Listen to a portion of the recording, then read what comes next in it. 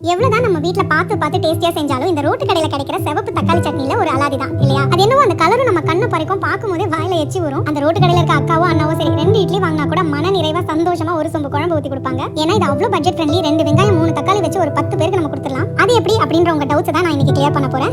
இவ்வளவு கொதிக்க கையில காட்டுறதே உங்களை வெறுப்பேத்துறதுக்கு தான். எப்படி பண்றதுன்னு பார்க்கலாமா? மிக்ஸி ஜார்ல 1 டீஸ்பூன் சீரகம், 5 பல் பூண்டு, 10 காஷ்மீரி காஞ்ச மிளகாய், 2 பெரிய வெங்காயம் ஃபர்ஸ்ட் கொரகொரன்னு அரைச்சிருங்க. அடுத்து 3 பழுத்த தக்காளியை தனியா அரைச்சு வச்சுக்கோங்க. இப்ப சட்டில ஒரு கரண்டி எண்ணெய், கடுகு, சீரகம், உளுந்து, காஞ்ச மிளகாய், கருவேப்பிலை போட்டு தாளிச்சிட்டு அரைச்ச வெங்காயம் காஞ்ச மிளகாய் பேஸ்ட் சேர்த்து ஹை ஃப்ளேம்ல ஒரு 2 நிமிஷம் வதக்கி விடுங்க. இப்போ இது கூடவே அரைச்ச தக்காளியும் சேர்த்து கொதிக்க விடுங்க. 1 டீஸ்பூன் கல் உப்பு, 2 டம்ளர் தண்ணி ஊத்தி நல்லா ஒரு 5 நிமிஷம் சலசலன்னு கொதிக்கணும். ஊத்துன எண்ணெய் நல்லா மேல பிரிஞ்சு வர ஆரம்பிக்கும் போது இட்லி தோசை மாவு, அதாவது புளிச்ச இட்லி தோசை மாவு ஒரு கரண்டி சேர்த்து மிக்ஸ் பண்ணுங்க.